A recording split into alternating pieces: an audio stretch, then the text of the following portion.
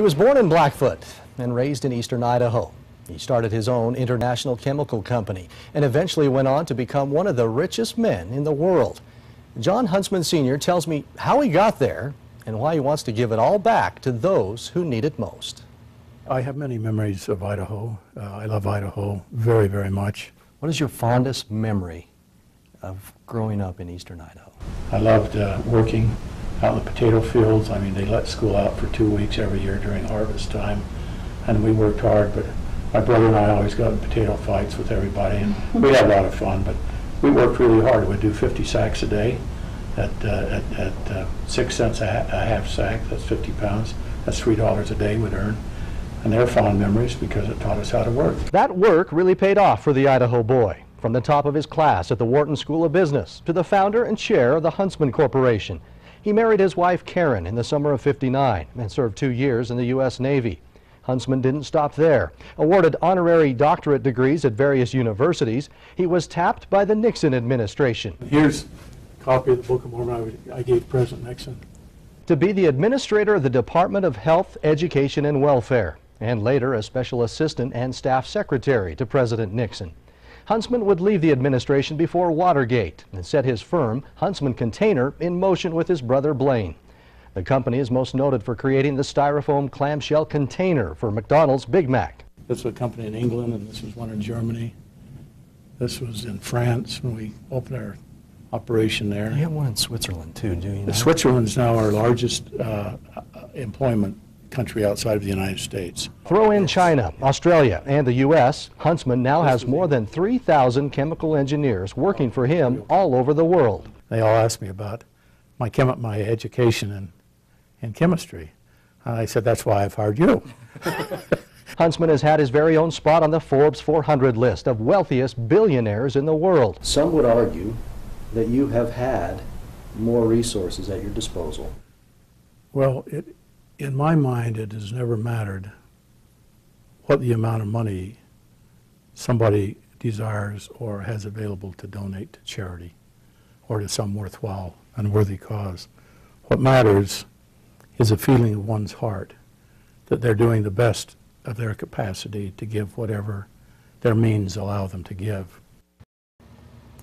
When we come back, the true passion behind Huntsman and his business.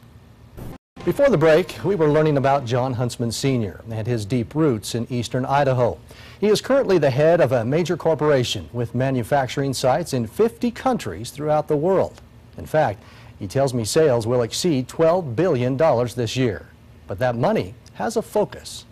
Everywhere I go, I talk about money for cancer research because that's what's going to end this, the most formidable disease ever known on the face of the earth.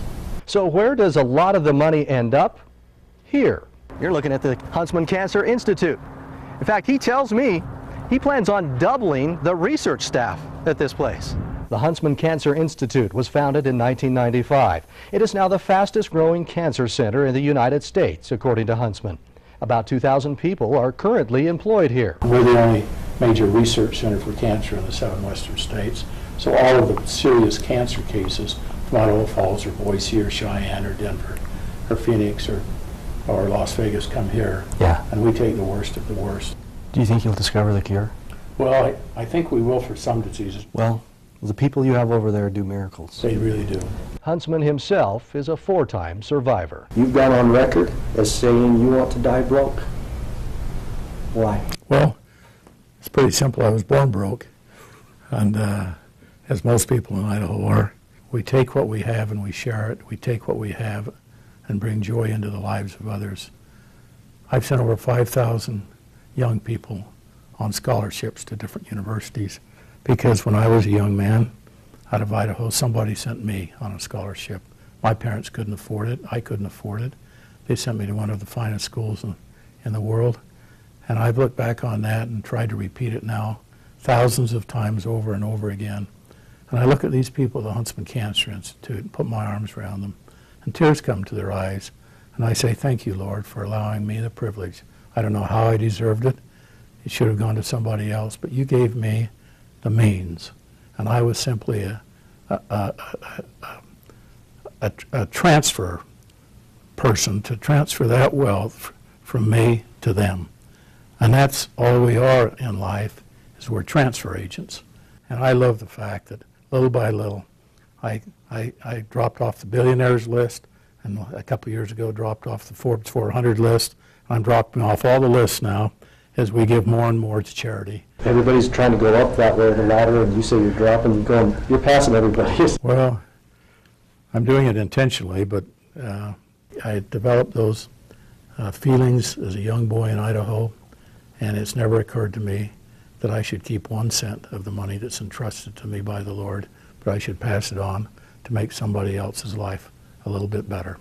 And that's as simple as life can be.